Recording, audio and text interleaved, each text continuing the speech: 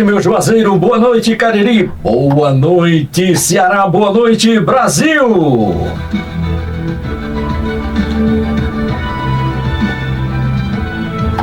Olha, aqui não se debate para agradar, se debate para tensionar. Ideias que não resistem ao confronto não merecem ser defendidas. Senhoras e senhores, está no ar o duelo.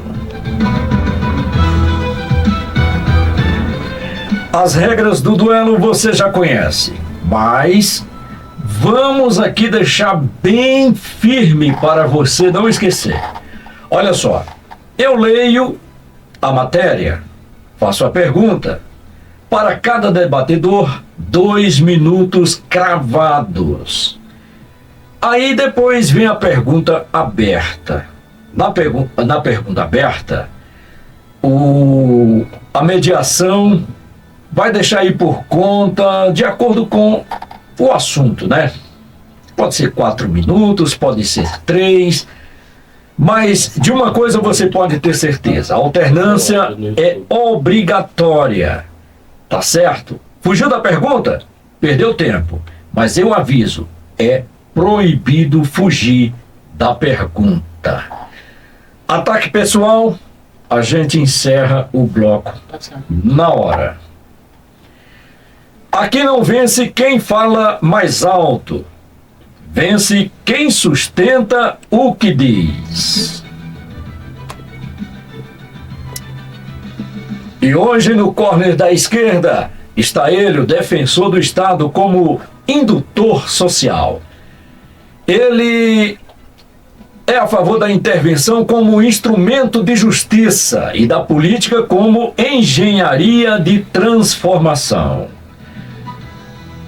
Senhoras e senhores, recebam Rafael Boaventura, mais uma vez aqui conosco, dando esse prazer de estar aqui participando de mais um duelo. Seja bem-vindo, Rafael. Fale aí para a nossa audiência. Mande o seu alô, diga para que veio.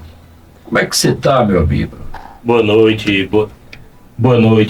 Osmar Célio, boa noite ao Matheus Linardi, boa noite aos amigos da Iracema FM, que estão nos acompanhando agora no O Duelo.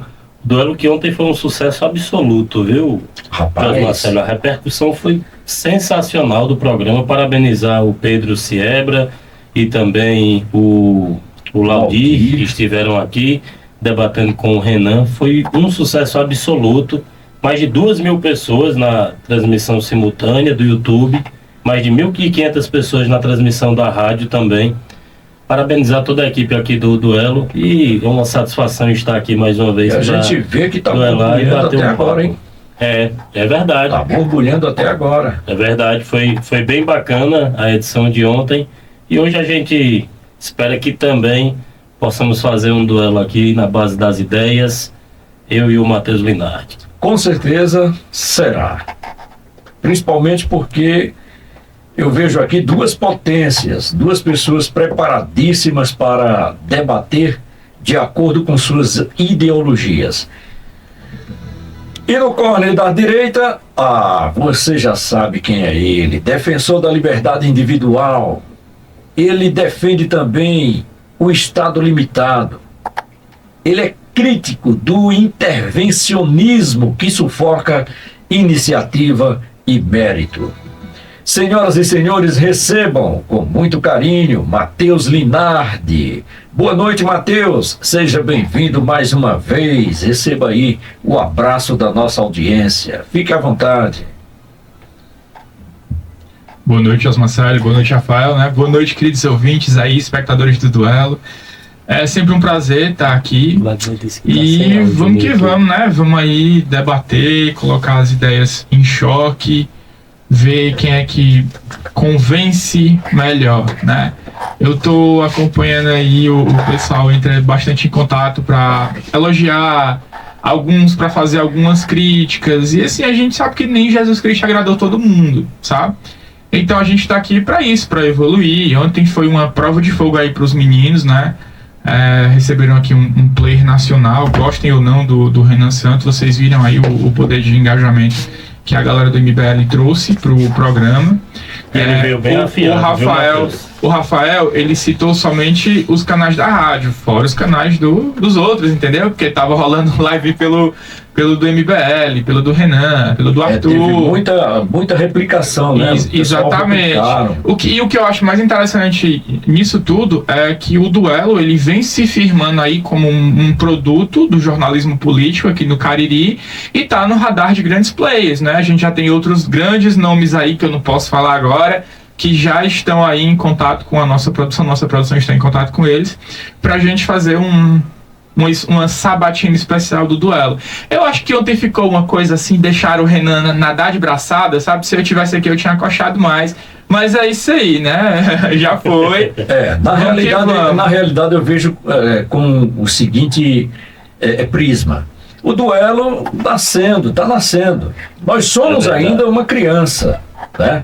E como toda criança, nós estamos começando a aprender a andar.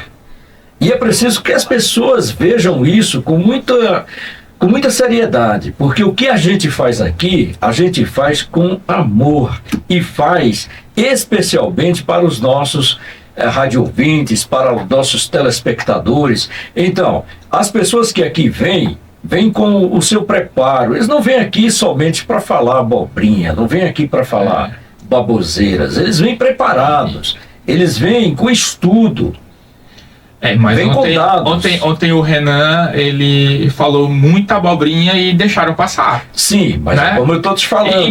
Inclusive aquela história lá do plano de governo dele ser o tal do livro amarelo. Ele não. Quando o Laje pediu, eu quero o CEP, o bairro, o número da rua. Não, eu tenho o livro amarelo, eu vou te dar um livro amarelo. Meu, isso não é resposta. Ele não disse nem a cidade, né? Ele não disse nem a cidade, imagina chegar até o endereço, sabe? Existe aquela coisa, quando a gente é jovem, tudo faz sentido porque a gente é burro, sabe? Muita gente, eu vi uma galerinha lá na movimentação do MBL, ali na Praça Padre Cícero, na Alameda, né? Sim. Ali teve uma movimentação bem interessante e a quantidade de pessoas que eu vi ali, pelo perfil etário que eu vi ali, não, tranquilo. É uma galera que não costuma perguntar, sabe? É uma galera que quer o impossível e acredita em quem fala que vai fazer o impossível. Só que não é só falar, né? O papel aceita tudo. O livro amarelo aceita tudo. Eu quero ver na hora da execução. Eu acho que o Brasil está passando um período muito conturbado quanto a essa questão, viu? Porque os brasileiros estão desacreditando de tudo que vê, sabe? Aí quando chega qualquer coisa nova, sabe, só pela aparência, começa a apostar naquela pessoa, naquele indivíduo, até que se prove que o camarada não é aquilo que tanto falou. Meu amigo, muitos baldes de leite já tem derramado. A gente tá até saindo um pouquinho aqui da pauta, né? Mas parando um pouquinho aqui para analisar, o MBL ele foi fundado com uma base de crítica ao sistema. E o MBL recebeu financiamento de partidos políticos, recebeu financiamento de mega empresários, onde o Renan ontem defendeu, inclusive, a não transparência da relação desses mega empresários. Ora, como defender a não transparência da relação dos empresários? E se eu chegar à presidência, eu vou beneficiar esses empresários? A velha política com um rosto novo. Isso que o Rafael está falando. Não tem muita diferença. É bem interessante porque o plano de desenvolvimento do Renan para o Nordeste é um plano bem agressivo. E ele está literalmente querendo criar os campeões nacionais dele, igual o Lula criou os campeões nacionais dele. Mas ele está querendo fazer isso para quê? É para desenvolver o Nordeste ou para ficar recebendo caixa 2 para campanha? Como o Lula fez, né? Vamos deixar aí essa pergunta no ar, né? Talvez numa próxima oportunidade ele possa voltar aqui para dar essas explicações, para revelar aí o grande mote da mágica que está vindo aí. Quem sabe ele traz um livro amarelo, né? Traz um amarelo. Se ele trouxer pelo menos a cidade, Vamos voltando aqui para a nossa pauta agora, 18 horas e 18 minutos. Olha só. O nosso WhatsApp é 8821571191 e você é nosso convidado para mandar sua mensagem. Você manda a sua crítica, faz o teu elogio, faz a tua mensagem. Aqui quem manda é você. O programa é feito exclusivamente para você. Nesse bloco de debates, a gente vai falar do tema regional municipal. Vamos falar de lei exposição adultizada em Juazeiro do Norte. O projeto de lei em Juazeiro do Norte propõe limitar exposições consideradas adultizadas. A medida reacende o embate entre proteção moral, liberdade artística e o papel do Estado como regulador de conteúdos culturais. A pergunta direcionada agora para Matheus Linardi. Você tem 2 minutos para responder. Esse tipo de lei protege a sociedade ou abre precedente para censura institucional? Eu acredito que, como a gente está falando aqui na proteção de crianças, e eu sou uma pessoa que eu sou muito a favor dessa pauta de você proibir a adultização, deixar que as crianças elas vivam no seu tempo, sabe? Porque eu sou uma pessoa dos anos 90, o que foi que eu vi? Eu vi meninas de 6 anos serem estimuladas a se vestir como as dançarinas do El Chan, né? A gente abria a televisão no Domingo Legal, a gente via concurso de criança com aquelas roupas mínimas, né? Danças sensuais, e eu acho isso um absurdo. Eu acredito que esse não é o comportamento que você tem que, sei lá, incentivar uma criança a ter. Criança é para estar brincando, criança não é para ser forçada a amadurecer mais rápido. Esse fenômeno da adultização, ele é tão preocupante porque a gente está vendo, inclusive, meninas menstruando muito mais cedo do que antes. O corpo dela está se formando muito mais cedo exatamente por causa desse fenômeno da adultização. Então eu acho que, nossa, é uma proteção aí para a infância. Sou super a favor. Não vejo como censura, não. Muito bem. Agora a pergunta direcionada para Rafael Boaventura. Regular manifestações culturais é cuidado social ou paternalismo estatal? Você tem 2 minutos. Cuidado social e extremamente necessário. Você para um pouco para analisar, como o Matheus acabou de dizer, as nossas crianças estão cada vez mais adultas mais cedo. Inclusive, a questão da menstruação, a criança ela passa, eu vi um estudo que a criança ela passa a usar maquiagem mais cedo, e por conta da maquiagem, até a menstruação das meninas acaba também vindo mais cedo. E se você for parar um pouco para analisar, nós vivemos hoje na era da informação. Então, em qualquer lugar, no meu humilde ponto de vista, se faz necessário sim a regulação, inclusive em eventos culturais. Por que não? Já que temos em diversos outros pontos. Tem a questão também do respeito de cada um, né? Os mais antigos diziam que o respeito começa a partir, o respeito ao outro começa a partir do limite, né? Ou seja, você tem que respeitar o limite de cada um, e se nós não respeitarmos os limites e não impusermos limites, inclusive, ao que nossas crianças têm acesso, o futuro pode ser bastante preocupante. Muito bem, agora a pergunta para o debate aberto. Vocês terão 4 minutos. Onde termina a proteção e começa a censura? Fiquem à vontade. Essa questão ela é bem complicada, porque aqui está falando apenas da exposição de crianças, né, publicidade e tal. E eu lembro de um caso bem polêmico que a gente teve aqui no Brasil, que foi daquela exposição no Santander, né, que tinham pessoas nuas e que crianças eram estimuladas a tocar nessas pessoas. E foi um Deus nos acuda e tal, e muita gente, isso é preconceito e tal, não sei o quê. Mas eu vejo isso como extremamente necessário. Não é somente você blindar a criança dela ser adultizada, mas também você blindá-la de ter que, sei lá, conviver com esse tipo de coisa. Eu acredito que certos tipos de artes, né, ela precisa de uma faixa etária para você acessar. Então, quando você tem nudez, né, Rafael? Eu acho que o Rafael aqui também não é a favor de uma criança de 4 anos de idade tocando um homem nu, né? Qualquer... Eu ia dizer que eu sou pai, mas na verdade não é necessário ser pai, né? Não sou isso. É necessário você ter o mínimo de noção, né? O mínimo de bom senso e respeitar. Porque é inconcebível, para mim, é defender essa ideia. Entendeu? Não é uma questão de direita e esquerda, é uma questão humanitária mesmo, de humanidade. E não é questão de censura. Humanitária não, de humanidade. Não é questão de censura. A arte, ela não está sendo censurada. O que é que a gente quer? A gente quer que crianças não sejam expostas a esse tipo de coisa. Se tem nudez, a gente sabe que a gente tem um regulamento aí, né? É uma norma, acho que é do Ministério da Cultura e tal, que tem as faixas etárias. Acho que nudez parcial é 14 anos e nudez total é 18 anos. Então, esse tipo de arte, com nudez total, que o cara tava todo pelado lá no museu, né? No Queer Museu, e crianças de 4 anos sendo incentivadas a pegar nesse homem pelado. Poxa, velho, 4 anos.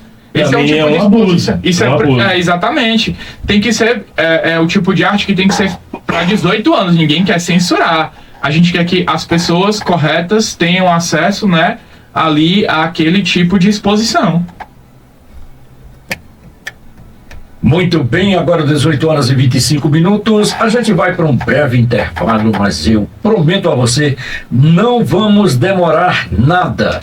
Antes eu quero mandar um abraço bem especial para você da cidade de São Paulo, para você de Santo André, para você de São Caetano, você aí do ABC, muito obrigado pelo carinho da audiência. Mandando um abraço também para José dos Santos, ele que mora no estado de Santa Catarina, tá bom? A gente vai para um breve intervalo, voltamos já já. Não sai daí.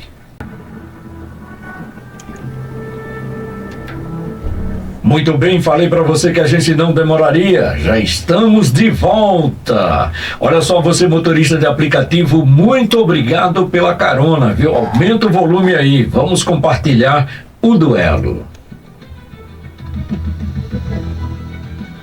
Vamos agora para a segunda pauta, imagem peregrina de São Miguel Arcanjo em Juazeiro do Norte. A chegada da imagem peregrina mobiliza fiéis, autoridades e lideranças políticas, reacendendo o debate sobre Estado laico, fé no espaço público e instrumentalização religiosa. A pergunta agora é direcionada para Rafael Boaventura. Rafael, a presença do poder público em eventos religiosos viola o Estado laico? Você tem 2 minutos. Neste caso aqui específico de Juazeiro do Norte, como também em outras cidades que têm uma religiosidade e um turismo religioso muito forte, eu acredito que não viola. O inverso disso.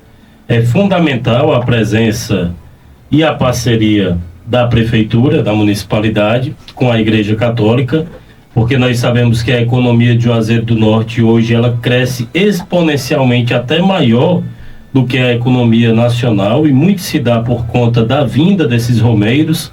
Então é uma questão de inteligência, de estratégia e de respeito também à história da nossa cidade. Juazeiro do Norte é uma cidade fundada pelo Padre Cícero. Nós sabemos a importância deste líder religioso, e é bom também fazer-se justiça aqui.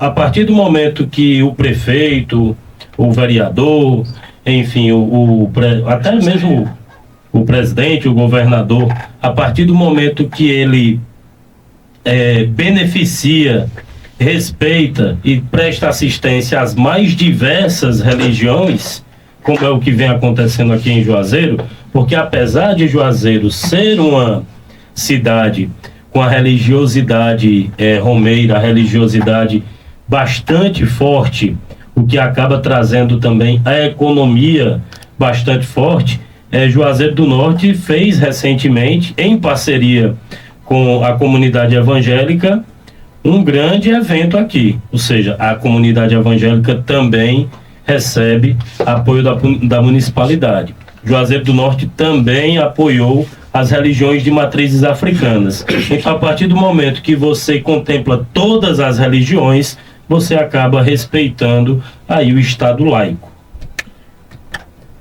Muito bem, agora a pergunta direcionada para Matheus Linardi. Estado laico significa afastar a fé da vida pública? De forma nenhuma. Alianças amplas, pragmatismo político e coerência ideológica. A pergunta vai direcionada para Rafael Boaventura. Alianças amplas fortalecem projetos ou diluem princípios? Você tem 2 minutos. Alianças amplas são necessárias e, infelizmente, às vezes acabam diluindo princípios, sim. A gente pode fazer um comparativo aqui com o Lula lá em 2002, para ser eleito presidente. Ele fez alianças com José Sarney, por exemplo, que ele criticou ferrenhamente, acabando aí diluindo um princípio, isso no meu ponto de vista. Aqui no estado do Ceará, o Ciro Gomes, que hoje está flutuando ali no centro-direita, nós sabemos que ele já se posicionou como alguém de esquerda. Sabemos que o Aldo Rebelo já foi inclusive do PCdoB, já foi ministro do Lula, hoje ele está no Democracia Cristã, salvo engano, e é uma adesão e tanto para o Ciro Gomes, que vem aí nesta corrida ao Palácio da Abolição. E verdade seja dita, viu? O Elmano deve sonhar com o Ciro de manhã, de tarde e de noite. Tirou um cochilinho, ele já deve estar sonhando com o Ciro Gomes e pensando o que é que ele vai fazer para frear o ex-governador do Ceará, o Ciro Gomes, que, ao meu ponto de vista, tem muita gente que diz que não, mas que vai ter o apoio sim do seu irmão, do Cid Gomes, e se não tiver o apoio público declarado, o Cid Gomes não vai se meter na política aqui do estado do Ceará. Essa chave aí é uma chave muito importante para que pode inclusive abrir a portinha lá do Palácio da Abolição para o Ciro Gomes. Muito bem, agora a pergunta direcionada para Matheus Linardi. Governabilidade justifica qualquer composição? Você tem 2 minutos. Eu não entendo aí por que estão fazendo essa algazarra toda em relação a essa notícia, porque o Democracia Cristã, ele não tem sequer um deputado estadual eleito aqui no Ceará. Ele não tem sequer um deputado federal nacionalmente. Olha só, o Democracia Cristã, o DC, ele não tem um deputado federal na Câmara dos Deputados. E não é só aqui no Ceará, não. É no Brasil inteiro. Então, é um partido que claramente não cumpre a cláusula de barreira. Então, é complicado até você colocar numa coligação. É só mais um partido. Mas é só mais um partido que ele não vai trazer tanto dinheiro de fundo partidário, ele não vai trazer tanto tempo de TV, porque essas coisas, elas são calculadas de acordo com a representação. Para mim, é mais narrativa do que algo prático. Então, tipo assim, é só mais um partido na coligação, porque o DC tem expressão nenhuma, aqui no Ceará tem expressão nenhuma, no Brasil, e só tem um cara aí que já foi ministro, já foi deputado, né, o Aldo Rebelo, ele é uma figura histórica, eu até já debati com ele no Debates do Povo da CBN, mas é isso aí, pô, é narrativo, é meramente narrativo, eu acho que o Elmano não tá nem aí pra isso. Muito bem. Só pra deixar claro aqui, eu não disse que o Elmano estava aí para a aliança do Ciro com o Aldo Rebelo. O que eu estou falando mas aqui, ainda vai abrir o debate aberto. Daqui a pouquinho a gente vai abrir o debate. Então. Antes eu quero mandar um abraço aí para o tio G. Arte. Ele mandou aqui até uma referência sobre o vídeo de ontem, né, que foi a questão do efeito sonoro, uma falha técnica, né? Pois é, ele colocou aqui full team, beleza. Tá bom. Grande abraço para você. Mandando também um abraço para o professor Tiago, ele está acompanhando aí o duelo. Agora pergunta para o debate aberto. Vale tudo para vencer uma eleição? Vocês têm 4 minutos. Só para concluir aqui o raciocínio. Eu não falei que o Elmano estava preocupado da aliança do Ciro com o Aldo Rebelo, que é uma aliança importante, sim. Um partido a mais é um grande ganho, sim, para qualquer pessoa que tenha um mínimo de noção política. Sabe que quanto mais partidos, melhor, obviamente, na coligação. O Aldo Rebelo é uma figura histórica da nossa política, temos que respeitar o histórico do Aldo Rebelo. O DC é um partido com pouca expressividade no estado do Ceará, mas não deixa de ser um ganho para o Ciro Gomes. O que eu disse é que o Elmano está preocupado com o Ciro. Isso aí é público e notório, não é preciso ser nenhum gênio, nenhum expert da política para saber que o Ciro Gomes pode sim ser o próximo governador do estado, e o Elmano de Freitas está bastante preocupado com isso. Vale tudo para vencer uma eleição? No meu ponto de vista também, não vale tudo para vencer uma eleição. Quando eu falei a respeito do que o Elmano não estava nem aí para isso, não foi nem em relação à tua fala, sabe, Rafael? Foi em relação ao gazarra que a mídia tá fazendo em relação a isso. Aldo Rebelo apoia o Ciro no Ceará. Pô, o partido que não tem um deputado estadual, um partido que não tem um deputado federal a nível de Brasil, sabe? Qual é a expressão que esse partido traz para a coligação? Porque não vai trazer tempo de TV, não vai trazer fundo partidário, não vai trazer colégios eleitorais relevantes, sabe? E assim, a gente logicamente tá vendo aí que o jogo, se a eleição fosse hoje, o Ciro seria eleito, né? Isso eu nem discuto com fatos de forma nenhuma. Com certeza aí o Elmano tá preocupado. Inclusive o Ciro já tá falando em algumas entrevistas que vai haver uma traição e que o Camilo vai ser o candidato. Desde ontem tá pipocando aí essa entrevista do Ciro. Ele falou assim, não, vai haver uma traição aí com o Elmano e o Camilo vai sair o candidato. Então a gente, vamos ficar aí de olho, né? Vai que... Muito bem, agora 18 horas e 55 minutos, a gente vai para um breve intervalo, voltamos já. Você está ouvindo FM Iracema 91.9.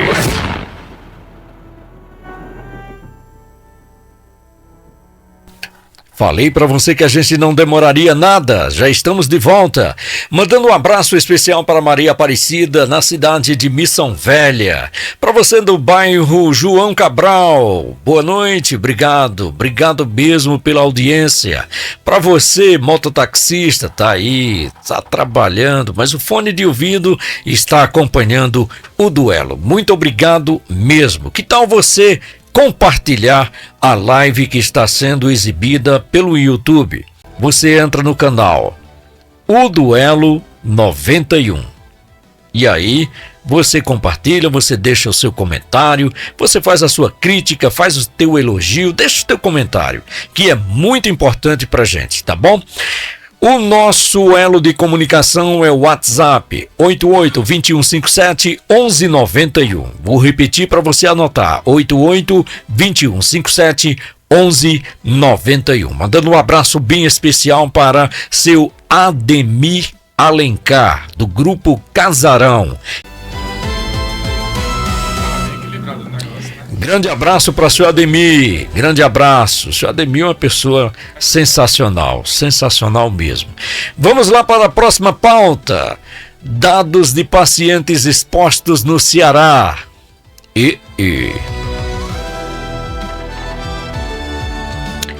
Denúncia aponta a exposição de dados sensíveis de pacientes em site público, levantando questionamentos sobre eficiência estatal, segurança digital e responsabilidade administrativa. A pergunta vai direcionada para Matheus Linardi. Matheus, isso é consequência direta de um Estado inchado e ineficiente? Você tem 2 minutos. Eu acredito que isso é consequência direta de irresponsabilidade. Porque se você está lidando ali com dados sensíveis e você permite que de alguma forma eles sejam expostos, é de uma irresponsabilidade gigantesca. Isso aí fere a LGPD, que é a Lei Geral de Proteção de Dados. Isso aí deixa as pessoas de certa forma vulneráveis, sabe? É uma temeridade. Eu acho que não é um discurso sobre estado inchado e tal. É um discurso realmente ali sobre responsabilidade. Até porque empresas privadas também já tiveram problemas aí com o vazamento de dados, né? O sistema de segurança é muito frágil. Então, é uma coisa que pode acontecer, seja estatal, seja privada. Agora, não deve acontecer, né? Tem que ter responsabilidade. E olha que eu não estou utilizando a palavra culpa. Eu estou utilizando a palavra responsabilidade, ou seja, as pessoas que deixaram essa falha ocorrer, elas são perfeitamente responsáveis de forma objetiva sobre o dano que elas podem chegar a causar às pessoas que tiveram aí os seus dados expostos. Muito bem, agora a pergunta direcionada para o Rafael. Falta investimento público ou falta gestão? Falta gestão. Dinheiro não falta. A gente sabe que dinheiro tem, mas a gestão é desastrosa. E isso acaba sendo só mais um, né? Isso aqui não... A gente lê uma notícia dessa e em qualquer lugar você vai fazer o quê? Você fica espantado. Mas no estado do Ceará, que as filas são quilométricas em hospitais, que as pessoas são expulsas de suas casas, que a segurança pública é praticamente inexistente. Uma notícia como essa a gente lê e nem se espanta, porque a irresponsabilidade dessa gestão do governador Elmano, ela é uma marca registrada. Então é só mais do mesmo. Falta gestão, é necessário culpabilizar também as pessoas que deixaram esses dados vazarem, mas isso só evidencia, batendo na mesma tecla, o tamanho do desastre que é a gestão do Elmano de Freitas. Muito bem, agora vamos para a pergunta do debate. Debate aberto com a seguinte pergunta: o Estado protege ou expõe seus cidadãos? E eu quero anexar mais uma pergunta junto a essa, certo? Para ficar melhor para vocês debaterem. Nesse caso, lógico, por causa da gestão, da má gestão, foram expostos dados sensíveis. No caso de culpabilidade, vai cobrar de quem agora? À vontade. Eu vou dar a resposta jurídica da coisa, né? Já que eu venho do direito. Primeiramente, você cobra do Estado, tá? Então, o Estado que ele é responsável de forma objetiva. E aí, caso o Estado queira e julgue necessário, ele cobra, sei lá, uma indenização, caso ele seja obrigado a pagar alguma indenização, ele cobra do agente que foi responsável por essa falha em uma coisa que a gente chama de ação de regresso. Não cabe àquela pessoa que teve o dado exposto cobrar diretamente de quem vazou, de quem permitiu que fosse vazado. Porque a responsabilidade objetiva ela é do Estado. E aí o Estado, em ação de regresso, ele pode cobrar ali o seu empregado que foi responsável por essa falha de segurança. Se a gente parar um pouco para analisar, o Estado... A obrigação, obviamente, é de proteger do Estado. Mas, voltando aqui ao que eu disse anteriormente, a gente está sendo tudo menos protegido por esta atual gestão. Então é muito delicado a gente debater em cima disso, porque, no meu ponto de vista, essas pessoas, elas podem ser culpabilizadas, podem ser demitidas, não é? E o Estado, ele é o principal responsável, sem sombra de dúvidas. Mas como eu disse, nós temos tantos problemas tão maiores acontecendo que nós acabamos por minimizar um problema tão grave quanto esse. Muito bem, agora 19h03, vamos para a próxima pauta. Políticos cearenses com Nicolas Ferreira. Parlamentares cearenses participam de caminhada ideológica até Brasília, conectando agendas locais e pautas nacionais. Pergunta direcionada para Rafael Boaventura. Esse tipo de mobilização radicaliza ou fortalece a democracia? Você tem 2 minutos. Eu não entendo onde radicalizaria, entendeu? Fortalece. E também não entendo onde fortalece a democracia, sendo bem sincero. O cara recebe milhares de reais, recebe todo tipo de incentivo de bolsa. No lugar dele estar lá trabalhando por quem o elegeu, ele vai fazer uma caminhada midiática e está fazendo aí a pré-campanha mais barata da sua vida, com toda certeza. Você pode ter certeza disso. O principal objetivo do Nicolas Ferreira aí é só aparecer e jogar uma cortina de fumaça em todo esse escândalo do Banco Master, onde tem várias pessoas ligadas ao Nicolas Ferreira que estão arroladas aí nesse lamaçal do Banco Master. Então é bom que você que está nos ouvindo agora coloque aí também na sua caderneta o nome desses deputados, desses políticos, dessa turma que foi apoiar o Nicolas Ferreira, para poder cobrar deles, né? Saber deles que foi que eles foram buscar lá em benefício do estado do Ceará. Você acha que isso daí vai agregar em quê pra gente aqui no estado do Ceará? Só agrega uma coisa, para aparecer. É uma pré-campanha e eles estão fazendo isso daí justamente com esse objetivo, o de aparecer. Você acha em sã consciência, Matheus Linardi, que o Alexandre de Moraes ou algum ministro do STF vai acordar e vai dizer: agora eu vou soltar o Bolsonaro, porque o Nicolas Ferreira está fazendo uma caminhada me pedindo isso, então com certeza eu vou soltar o Jair Messias Bolsonaro. Faça o favor, isso aí é conversa para boi dormir. Muito bem, agora a pergunta direcionada para Matheus Linardi. A rua continua sendo instrumento legítimo de pressão política? Você tem 2 minutos. Com certeza. Eu acredito que não apenas a rua, né, mas também o análogo aos novos tempos da rua, né, que é os meios digitais. E não, Rafael, não acredito que o Supremo Tribunal Federal ele vai acordar e vai dizer: eu vou soltar o Bolsonaro agora porque o Nicolas está me pedindo, está fazendo uma caminhada que está trazendo um bocado de gente, né? Não, e também não é sobre isso. É bem... A gente precisa deixar as coisas muito claras aqui. A caminhada, ela foi um protesto, né? Ela foi ali um artifício muito bem utilizado pelo Nicolas para unir a direita, que estava dispersa após a prisão do Bolsonaro, e todo mundo estava apostando que, prendendo o Bolsonaro, a direita ia ficar sem líder, né?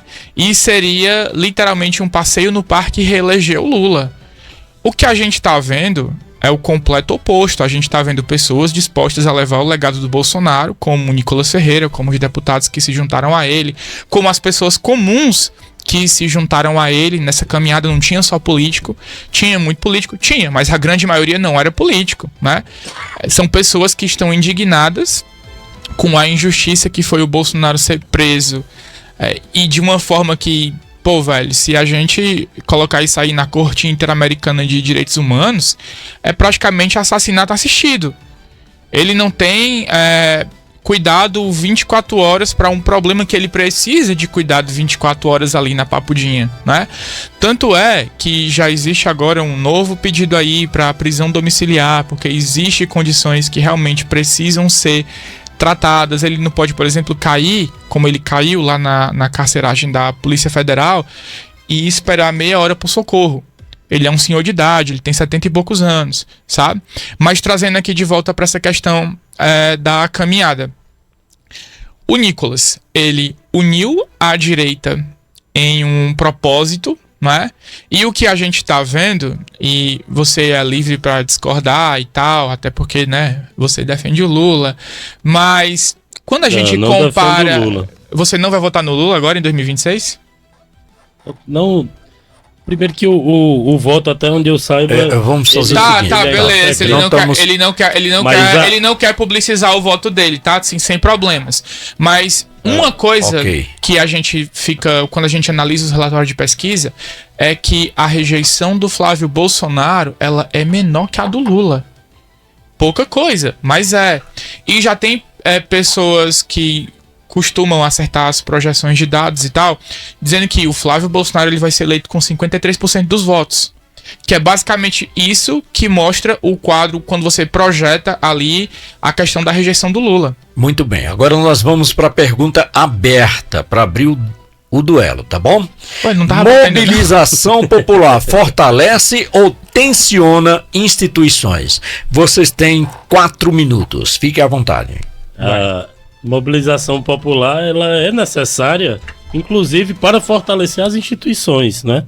A gente sabe que se não tiver a mobilização popular, as coisas não andam. Acho que nós temos que conversar com o nosso estagiário, o Iago, que essa pergunta ficou um pouco um pouco confusa. Mobilização popular fortalece e é necessário para fortalecer as instituições. Então, uma coisa complementa a outra praticamente. Né? Mas eu acho que a intenção do estagiário a fazer essa pergunta é porque o STF ficou bastante incomodado e disse: quem chegar perto da Papuda vai ser preso.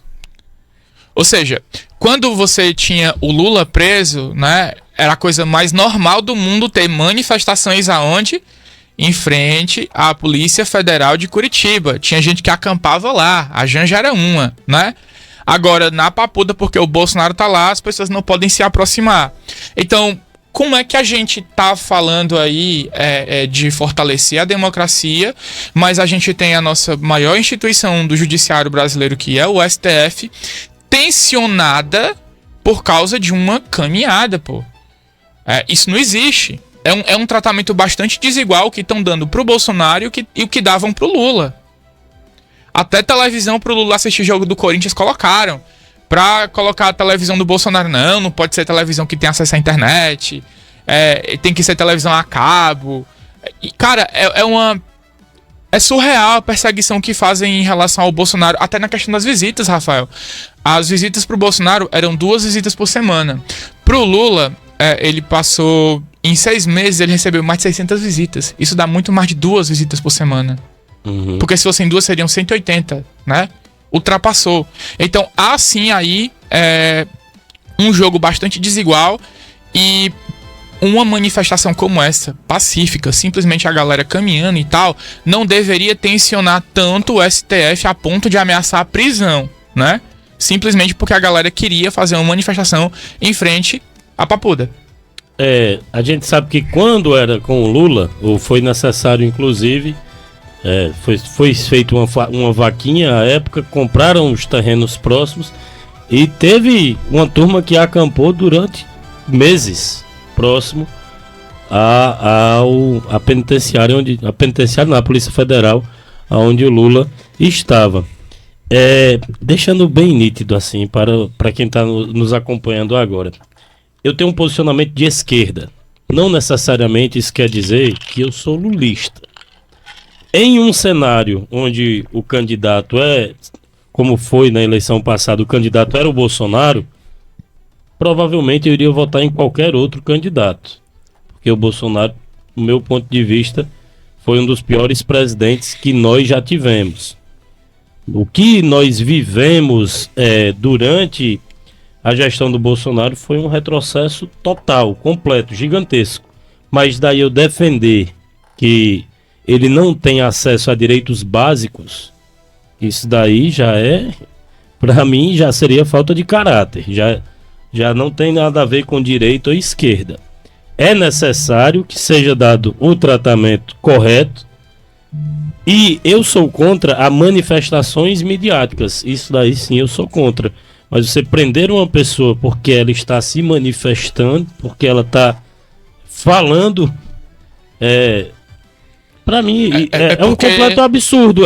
E é uma falta de respeito à democracia. É uma falta de respeito à Constituição. Em tese, a gente vive num país livre. Então, o direito de manifestação é um direito protegido pela Constituição. Eu acho que é mais uma das inconstitucionalidades do Alexandre de Moraes, né? Mais um aí pro bingo dele. Muito bem, e a gente vai dando sequência. Vamos aqui dando sequência, agora vamos para a pauta nacional. Caso Master e STF. Declaração do ministro Fachin reacende debate sobre fórum privilegiado, ativismo judicial e limites do STF. A pergunta vai direcionada para Matheus Linardi. O STF ultrapassou seus limites constitucionais? Você tem 2 minutos. Com certeza, já há bastante tempo. Eu não aguento mais falar sobre isso. Mas é revoltante o que está acontecendo, sabe? E aí a gente está vendo o cerco se fechar agora sobre o STF, tanto com a questão do Banco Master, quanto a questão aí do Taiaiá, né, que é o resort do Toffoli, a ponto do próprio Lula sugerir que o Toffoli renuncie ao STF. A gente está vendo aí cada vez mais a galera que...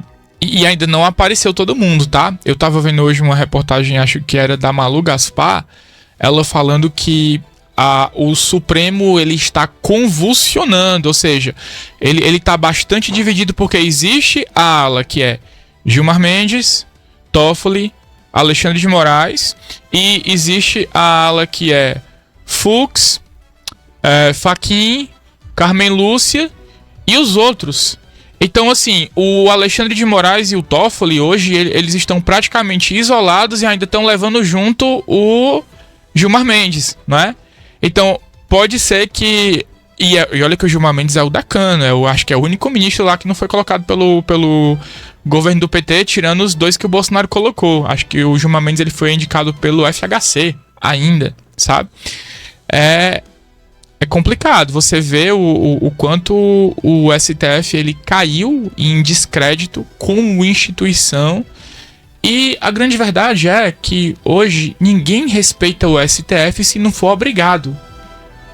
E quando uma instituição ela obriga uma pessoa a acreditar nela pela força, ela já perdeu. Muito bem, agora a pergunta direcionada para Rafael Boaventura. O judiciário supre falhas da política? Você tem 2 minutos. Teoricamente, sim. Mas na prática, infelizmente, corroborando com parte do que o Matheus acabou de falar, o nosso sistema judiciário ele está completamente, como diriam os antigos, carcomido. E não é somente na corte principal, desde a base. Nós temos juízes com vários penduricalhos, temos desembargadores que a punição para o desembargador é a aposentadoria, todo mundo faz alguma bobagem e é preso, o desembargador ele é aposentado. Então como é que nós vamos acreditar que esse judiciário que aí está posto vai suprir as falhas da política? O que a gente está vendo e está enxergando é que existe hoje uma guerra do judiciário com o meio político. E no lugar de suprir a falha da política, muitas vezes o judiciário acaba fazendo mais política que o próprio político. Então a gente tem que analisar com muito cuidado esse período que nós estamos atravessando, porque ele pode ser um período de transição, de transformação para o bem, mas também pode ser um período de transição e transformação para o mal. As coisas podem ficar ainda piores. Mandar um abraço aqui, José Marcelo, para o Adriano, ele que está nos acompanhando. Ele disse o seguinte: o extremismo que está acabando com o nosso país, enquanto eles estão lado a lado, debatendo e sentados à mesma mesa, nós estamos nos intrigando de irmãos e parentes próximos. Isso é uma coisa que já vem notadamente há muito tempo, né? Isso aí cada vez... E vem só piorando. Só piorando. Olha só, o Laudim, ele está nos acompanhando através do YouTube, tá bom? E para você que está nos acompanhando, deixa o seu nome, fala de onde você está nos assistindo, que é para a gente mandar o abraço para você. Agora, vamos para a pergunta aberta, o duelo. Quem controla quem na democracia? Essa é uma pergunta que já foi feita aqui algumas vezes, viu? Várias vezes. Né? Pois é. Mas vamos lá, para mas nossa ela audiência. muda de roupa, né? Ela muda de roupa. Muda de roupa. Quem vigia quem Quem toma de conta de quem. E vamos lá. Quem controla quem na democracia? Vocês têm 4 minutos. Eu acredito que quem controla são aquelas pessoas que não aceitam ser controladas, porque a gente tá vendo aí, e sempre eu gosto de trazer essa questão, que quem fiscaliza o STF é o povo, sabe? Em última instância sempre seremos nós, e basta que a gente não se submeta, né, aos desmandos. É o que está acontecendo agora com esse cerco se fechando em relação aí ao STF. Eu tava scrollando aqui o Instagram mais cedo, e aí lá a Andréa Sadi, ela falou que o Supremo está perdendo a paciência com o Lula, porque tudo que o Lula quer, eles vão lá e resolve quando o Lula vai lá procurar, sabe? E agora ele está criticando publicamente, inclusive pedindo que o Toffoli renuncie. Então o Supremo está perdendo a paciência dele com o Lula. Você imagina aí o que é que não pode nascer, né, dessa ruptura, porque a gente sabe que o Lula só foi eleito pelo acordo com o Supremo. Isso aí é público e notório. Não dá para negar o quanto a justiça daquela época beneficiou a campanha do Lula, questão de direito de resposta, questão de processos dentro do TSE. E quem era o presidente do TSE à época, né? Quem era? Bem, quem controla quem na democracia? Voltando à pergunta anterior, infelizmente hoje quem controla é o judiciário. A gente sabe como é que funciona o nosso sistema político atual, e quem controla é o judiciário, sim. Quem dita as regras do jogo, quem libera candidaturas. Você parar um pouco para analisar, aqui mesmo na nossa região do Cariri, não precisa nem ir para muito longe não, José Marcelo. Temos casos como o Argemiro Sampaio liderando pesquisas para ser prefeito em Barbalha. Ele teve o registro dele de candidatura cassado, teve os direitos políticos dele cassado.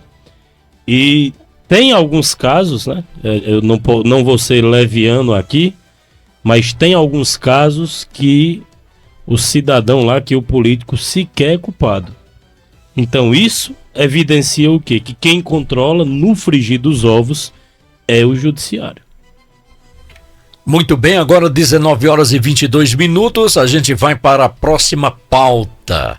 Vamos falar agora de Lula, judeus e crise política. Declarações presidenciais e reações políticas reacendem debate sobre retórica, diplomacia e responsabilidade institucional. A pergunta é direcionada para Matheus Linardi. A retórica presidencial pode virar política de Estado? Você tem 2 minutos. Como é a pergunta?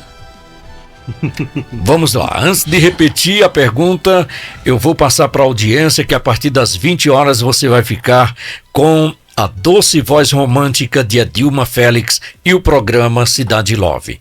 A pergunta, vamos lá. A retórica presidencial pode virar política de Estado? Com certeza. Com certeza. E não apenas aqui, mas a gente viu, por exemplo, o Trump lá em 2016, ele ser eleito sob o mote Make America Great Again, né? Faça a América grande novamente. Então, a gente viu em 2018 o Bolsonaro, ele ser eleito com Deus, Pátria e Família. Era um discurso que virou o tom da campanha. O tom da campanha se tornou uma política pública de Estado, porque quando ele chegou lá no poder, o que foi que ele priorizou? Ele priorizou exatamente isso, né? Deus, Pátria e Família. Então, é um discurso retórico, sim, mas é um discurso retórico que ele vai dar o tom. A gente viu também o Lula ser eleito, né? Aquela questão de eu vou salvar o país, né? Eu vou salvar a democracia. Isso era um discurso, isso era uma retórica, né?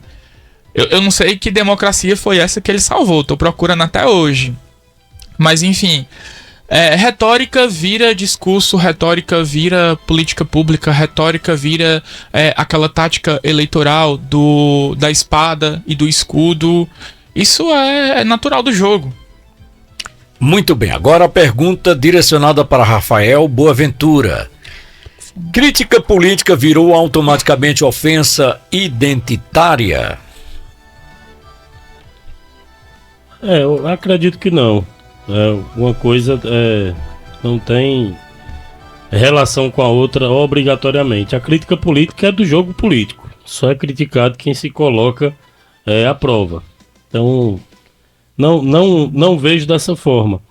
O ponto é quando você não faz a crítica política, você leva para o lado pessoal. Aí, de fato, acaba prejudicando e sendo uma ofensa. Mas a crítica política ela é necessária, inclusive, ao meu ponto de vista, até porque a política sempre o que? É buscar o melhor, né? Então, ninguém que está em busca de melhorar não pode ouvir críticas. Pelo inverso disso, quem mais aceita crítica é quem mais evolui.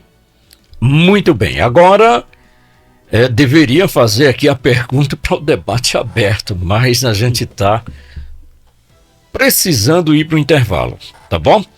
A gente vai para o intervalo, daqui a pouquinho a gente volta, prometo a você, a gente não demora nada. Mas antes, manda a tua mensagem pelo WhatsApp 88-2157-1191. Você está na Iracema 91.9. Você está ouvindo FM Iracema 91.9. Já estamos de volta. Olha, para você que mora no Crato, você sabia que o posto Palmeiral agora também pertence ao Grupo Casarão? Se você quer abastecer com combustível de qualidade e preço justo, então vai no posto Palmeiral aí na cidade de Crato, tá bom? Ele agora pertence ao Grupo Casarão. E a gente seguindo aqui para a próxima pauta, vamos lá. Vamos agora para a pauta internacional. Expurgos no exército chinês. Expurgos militares ampliam o poder de Xi Jinping e reacendem debate sobre autoritarismo e estabilidade. Pergunta direcionada para Rafael Boaventura. Rafael, autoritarismo pode gerar estabilidade? Você tem 2 minutos. Não pode gerar estabilidade. O autoritarismo, inclusive, fazendo aqui uma comparação, quando você está educando o seu filho, se você for autoritário demais com o seu filho, ele não vai lhe respeitar, você não vai ter uma relação estável com ele vai ter medo de você. É diferente uma coisa da outra. Mas, falando nesse caso específico, nós sabemos que a China é um país onde Você trabalha lá, Josmar Célio, em média, 14, 16 horas por dia. Por dia.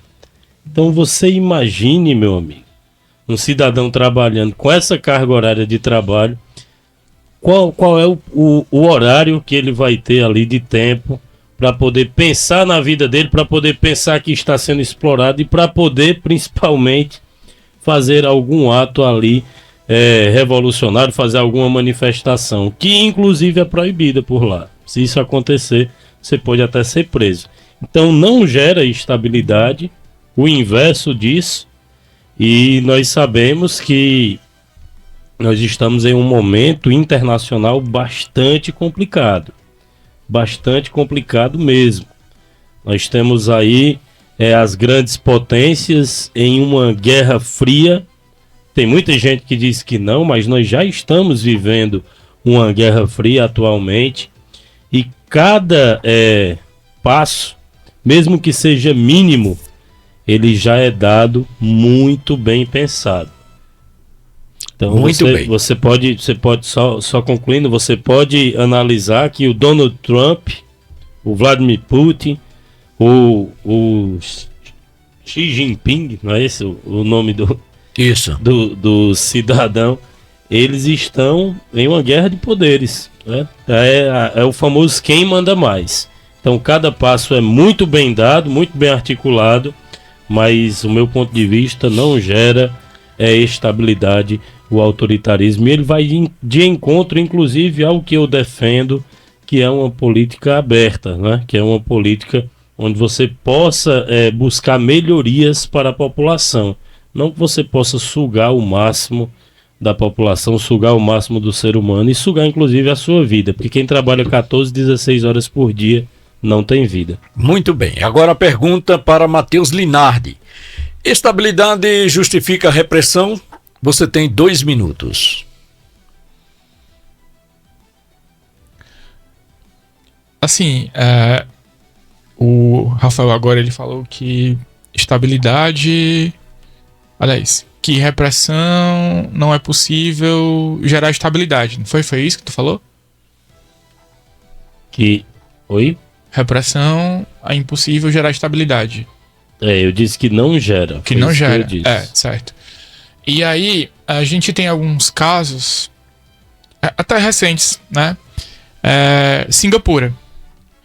Singapura é um dos países mais estáveis do mundo. E é um dos países onde a gente também tem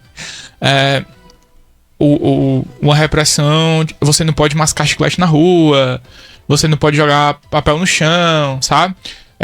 Você não pode, acho que jogar cigarro no chão. Então, tipo assim, são pequenas coisas que, se você for botar na balança, são coisas que todo mundo faz aqui num país como o Brasil. E aí eu pergunto pra todo mundo, vocês prefeririam morar em Singapura, com IDH de Singapura, ganhando o salário de Singapura, ou ficar aqui no Brasil, sabe? Então, existem casos em que a repressão ela gerou estabilidade. Singapura é um excelente caso de estudo para a gente trazer para cá. Agora, na China, é um pouco mais complicado, porque a repressão de lá não é só coerção e coação. A gente está falando de prisão, a gente está falando de assassinatos, sabe? A gente está falando da autoridade ser imposta pelo medo. E aí já é um quadro um pouco mais complexo. Então, por mais que Singapura ela tenha ali a sua estabilidade econômica, jurídica, hoje qualquer pessoa pode investir em Singapura e não vai acontecer o que acontece aqui no Brasil, que a gente não tem segurança jurídica nenhuma, né? Aqui as regras mudam na hora que os ministros do STF, que pegam carona em jatinho aí, decidem. Recentemente o Toffoli queria anular a liquidação do Banco Master, para vocês sentirem o quão seguro é você investir aqui no Brasil. Mas em relação à China, eu acho que não é só a questão da repressão, é como essa repressão ela é levada até as últimas consequências. E aí, da mesma forma que acontece isso na China, acontece isso no Irã, acontecia na Síria, né? A Síria agora ela teve uma transição de poder, eu não sei como é que tá lá ainda esse novo governo, mas somente a repressão por si só, ela não gera estabilidade, mas a gente tem casos aqui no mundo, né? Eu acabei de citar Singapura, em que essa repressão, ela gerou sim uma estabilidade econômica e uma segurança jurídica. Muito bem, agora para o debate aberto, a pergunta: liberdade pode ser negociada? Vocês têm 4 minutos. Não existe negociar liberdade em um Estado democrático de direito, né? Isso daí é o básico. Liberdade não pode ser negociada. Só aqui, saindo um pouquinho da pauta, voltando para a pauta anterior, nosso ouvinte aqui, o Paulo, ele disse o seguinte: em Singapura todo mundo é milionário. O índice de desenvolvimento lá é muito maior do que por aqui. Todos vivem bem melhor. Não é bem assim, não é? Mas a gente fez o registro aqui do Paulo. Eu acredito que a liberdade, ela é algo que é básico, né? Você não pode defender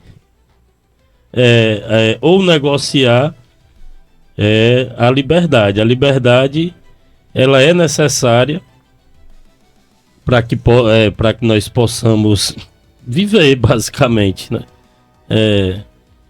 É basicamente isso. A liberdade, no meu ponto de vista, não pode ser negociada. Isso daí não tem nem debate em cima desta pauta para mim. Matheus? Tá no aberto já? Sim. Quem foi que falou que em Singapura todo mundo era milionário? O Paulo. Tá. O Paulo é de esquerda, né? Paulo Everson é de esquerda. Tinha que ser. Uma mente privilegiada como essa tinha que vir da esquerda. Não foi que todo mundo é milionário, é que as condições... É muito melhor você ser um pobre em Singapura do que você ser um pobre no Brasil, né? Isso é fato, sabe? Em relação à liberdade, eu sou um defensor ferrenho da liberdade, eu sou um defensor ferrenho que a gente desafie autoridades, né, para defender as nossas liberdades.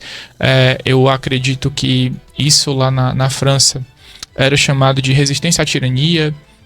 Então, liberdade para mim, ela é um valor inegociável. Agora, eu não posso deixar de citar casos que existem, né?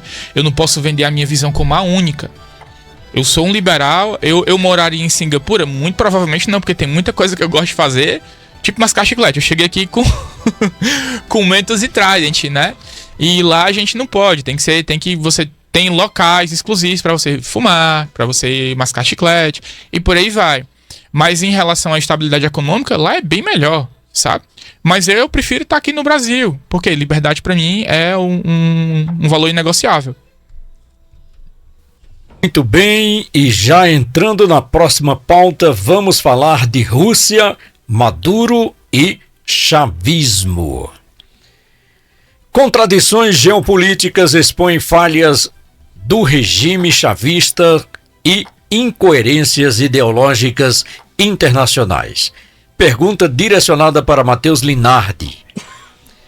A esquerda intencional relativiza autoritarismo aliados?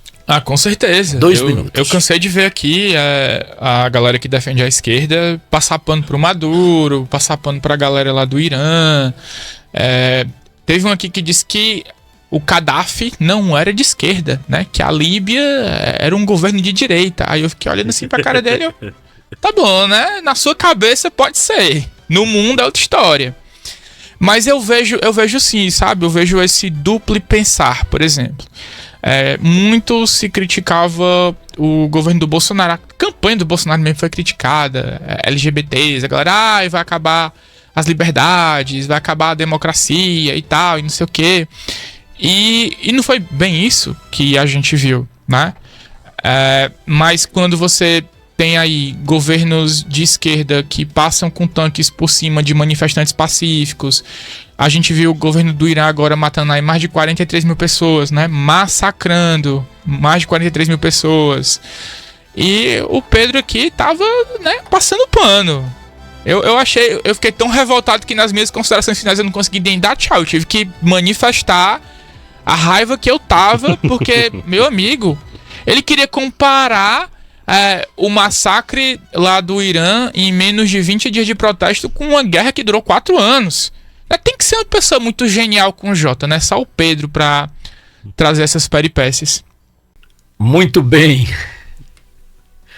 Agora, foi bem engraçado isso aí, viu?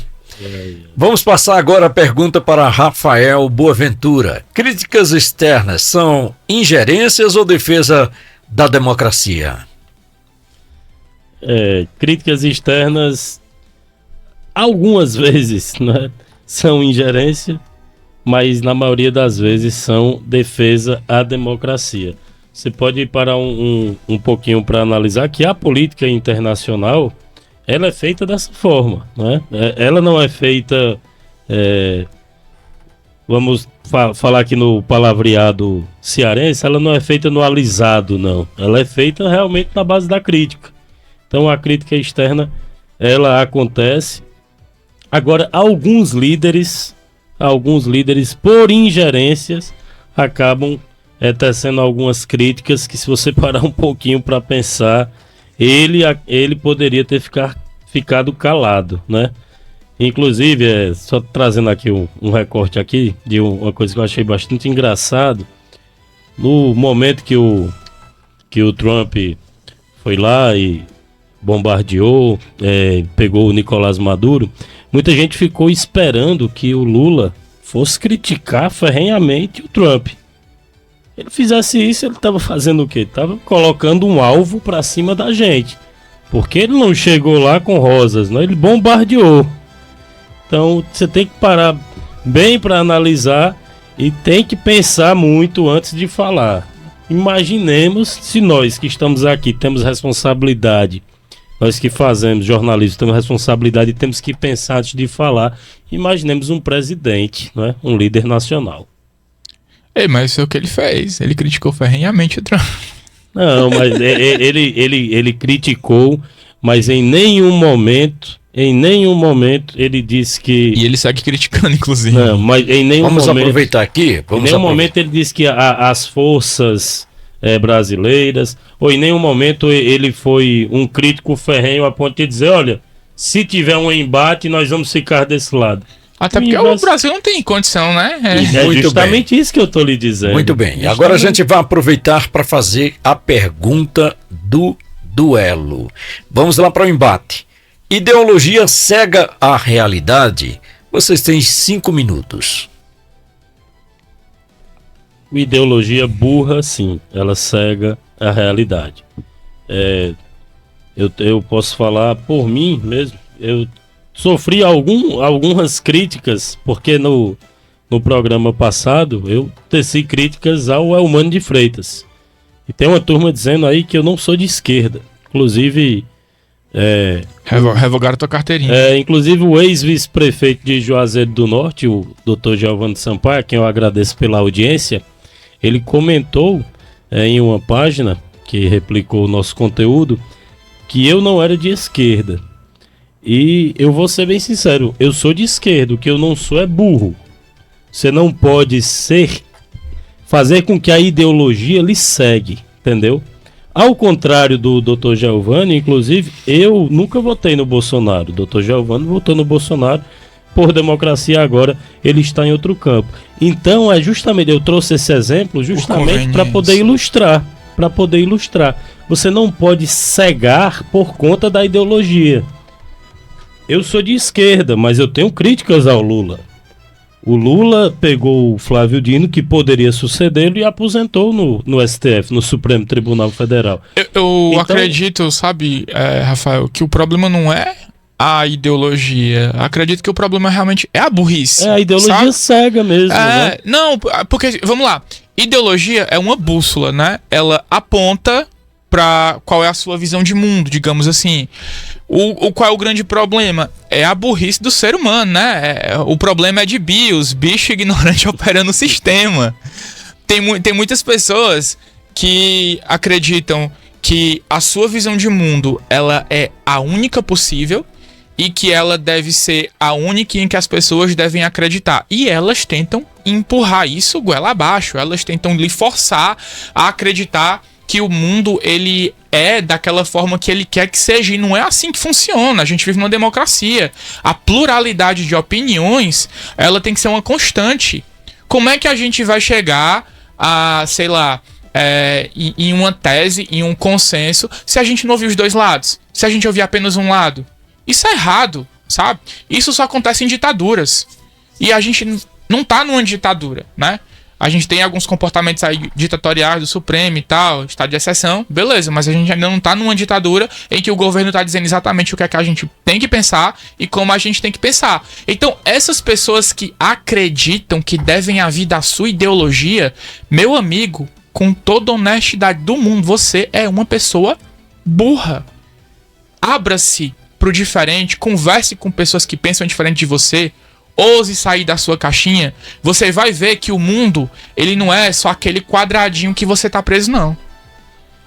A ignorância é uma bênção, né? Como diria aquele ditado popular. A ignorância é uma bênção, porque você querer empurrar a goela abaixo o seu modo de enxergar a vida é uma completa falta de noção. E diria até também que é uma completa... não vou nem usar a palavra que eu estou pensando aqui, mas é uma irresponsabilidade você querer julgar o outro, né, por conta de simplesmente uma ideia diferente, uma crítica, porque o que faz alguém ser de esquerda ou de direita não é dizer amém a tudo da corrente ideológica, entendeu? Isso não existe. A partir do momento que eu não posso criticar, então qual é o sentido de praticar política? Qual é o sentido de você se colocar como um ente político se você diz o que eu devo ou não fazer? Rapaz, é complicado, viu, José Marcelo? Porque você imagina eu, né? Um cara que sou gay e de direito. O tanto de preconceito que eu não enfrentei dentro de uma universidade pública com uma urca. Imagine. Pois é. Eu subi no trio elétrico pra fazer campanha pro Bolsonaro, tanto de esculhambação da galera da esquerda. Eu recebi muito mais hate e preconceito da galera que prega o mais amor, por favor, do que do pessoal da direita que estavam dizendo que iam me matar. Na direita eu me senti muito mais acolhido do que na esquerda, porque pelo menos na direita as pessoas, elas respeitam a minha individualidade e elas respeitam que eu não feche com tudo que elas acreditam, porque não é isso. Ideologia não é um negócio que você compra um pacote daqui, você tem que defender tudo isso aqui. Não. Existirão campos em que a gente vai divergir, não tem problema nenhum. Agora, lá na direita, pelo menos na minha direita, na direita onde eu estou situado hoje, é o seguinte: Matheus, tu concorda nisso, nisso, nisso? Pronto, a gente consegue somar forças aqui. E tá perfeito. Ninguém precisa concordar com 100%. Muito bem. Matheus e Rafael, eu deixei, foi perguntado se eu tinha saltado uma pauta, né? É o seguinte, propositalmente, tá? Eu deixei essa pauta por último porque eu acho ela... do bolo pro final, né? Exato, eu acho ela muito importante, certo? E é preciso que a gente discuta isso com muita racionalidade, tá? Fim da escala 6x1, tá? A proposta reacende o embate entre direito trabalhista e produtividade e competitividade. Tá certo? Vamos lá, pergunta para o Rafael. O fim da 6x1 é avanço social? É avanço social e necessário, inclusive, porque já existem, na prática, inclusive, já existem dados que comprovam a melhora na qualidade de vida e a melhora na produção do trabalhador. Eu sou amigo de infância de um empresário aqui que ele instituiu, inclusive, na empresa dele, acho que eu posso falar aqui o nome, o Colégio Objetivo, essa escala já é 5x2 lá. E ele disse que a produtividade aumentou muito. E ele estava estudando, inclusive, fazer 4-3. Ou seja, se você parar para pensar, a prática, os dados, eles já falam por si só. Então, é necessário reduzir a jornada e isso não vai prejudicar em absolutamente nada o trabalhador e também não vai prejudicar a empresa, o empresário, tendo em vista que a produtividade pode inclusive aumentar, né, José Marcelo? Muito bem, agora eu aqui treinando para falar competitividade. Muito bem, vai ser meme, viu? Amanhã já arrumaram um, agora é o segundo. Segundo competitividade. Pronto. Muito bem, agora a pergunta para o Matheus: reduzir jornada gera emprego ou desemprego? 2 minutos. Eu acho bem complicado quando a gente pega aí um caso bem isolado, por exemplo, o caso do Colégio Objetivo, que eu não conheço, esse caso em específico, mas eu gosto de dados, né? Eu gosto de estudos, e quando a gente está falando de dados, a gente está falando de macro. Então, bora lá. Primeiro ponto. Existe um estudo falando que o fim da escala 6.1, ele pode retrair o PIB em até 6,8%. Agora você imagina aí quanto é o PIB do Brasil. Retraindo em 6,8%.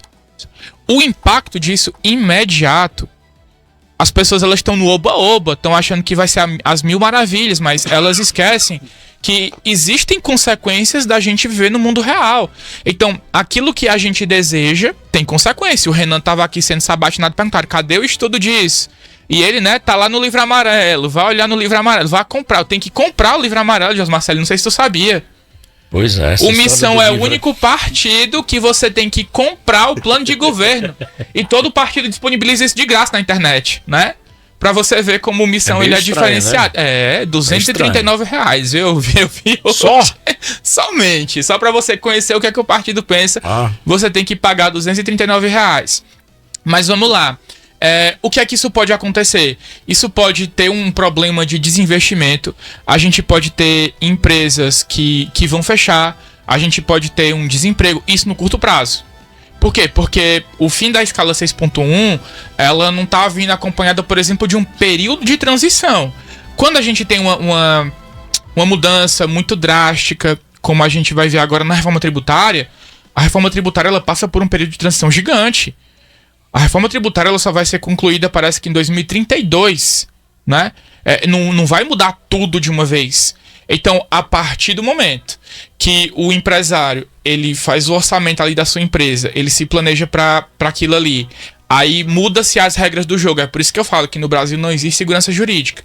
Mudou a regra do jogo, aí ele tem que mudar todo o planejamento dele. Aí como é que ele vai ficar? Como é que o país vai ficar? Eu acho muito bonito esse discurso de vai aumentar a produtividade, mas no curto prazo não. No curto prazo o PIB vai retrair em 6,8%, e isso é muito dinheiro. Isso são muitas empresas que serão afetadas. Isso serão muitas pessoas que podem vir a perder o emprego. Então tem que ter um estudo muito robusto, ou então pelo menos um período de transição. Como é que vai funcionar aí a adaptação do mercado para o fim da escala 6.1? Isso não está claro. Eu defendo que seja feito, mas seja feito sim de forma gradativa. Isso daí eu concordo com você. É necessário que o projeto hoje não prevê isso. É necessário ser feito, mas que seja feito de forma gradativa. Uma mudança abrupta vai, obviamente, impactar economicamente. Mas sendo feito de uma forma gradativa, já existem vários países que funcionou e funcionou muito bem, inclusive. Mas ninguém então, mas afinal, trabalho é direito social ou custo econômico? Aí depende se você é de direita ou de esquerda. É por isso que eu preciso da opinião de vocês.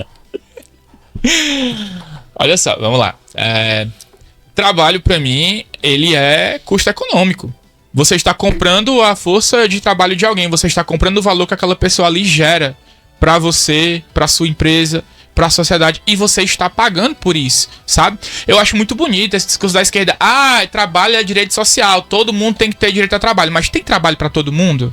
A gente tem uma população economicamente ativa hoje no Brasil que a grande maioria está na informalidade.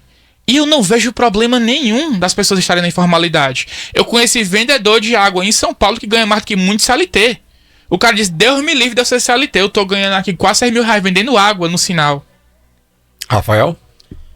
Trabalho é direito social e a gente tem que ter bastante cuidado, porque é o seguinte, não é porque eu estou contratando alguém, eu tenho uma agência de marketing, contratei um funcionário, que eu posso sugar dele até a alma dele. Não é bem por aí. O trabalho é sim um direito social. Obviamente tem um custo econômico, tem os custos, tem o acordo que deve ser feito, mas é um direito social, sim, o trabalho. E nós devemos pensar também no cidadão, no ser humano. Porque hoje, você romantizar a uberização, né? Você romantizar é muito preocupante.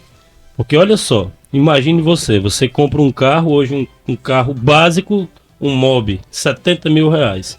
Aí você coloca o seu carro na rua, você vai pagar do carro IPVA e licenciamento, vai pagar gasolina, vai pagar manutenção e vai pagar a Uber para você trabalhar.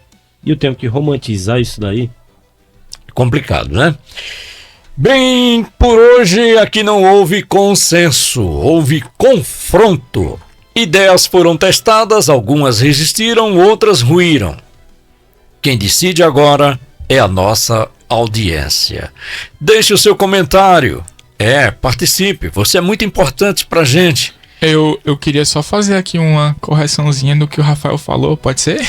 Se for muito breve, porque o nosso tempo está estourado. O motorista do Uber não trabalha para Uber. A Uber ela é uma plataforma que conecta o motorista com a pessoa que está precisando da corrida. Então não existe relação de trabalho aí, tá?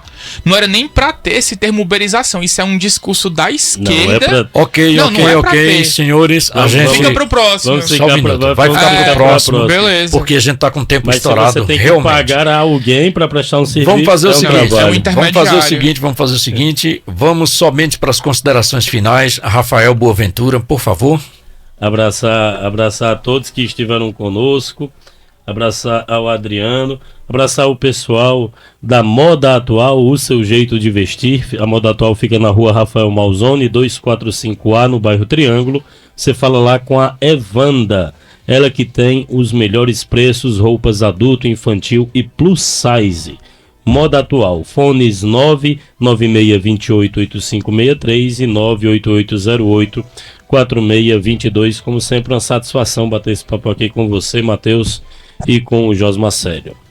Matheus? Não, agradecer aqui, né, mais um duelo aí que a gente colocou as ideias em xeque, isso é muito importante. Agradecer a paciência do pessoal que está nos acompanhando em casa, agradecer a audiência e até amanhã, né? Amanhã tem duelo novamente. Muito bem, eu sou Josma Célio, para você um cheiro e um queijo. E o convite para amanhã, a partir das 18 horas, um novo encontro para um novo debate aqui no programa O Duelo. Tenham todos uma boa noite e até amanhã.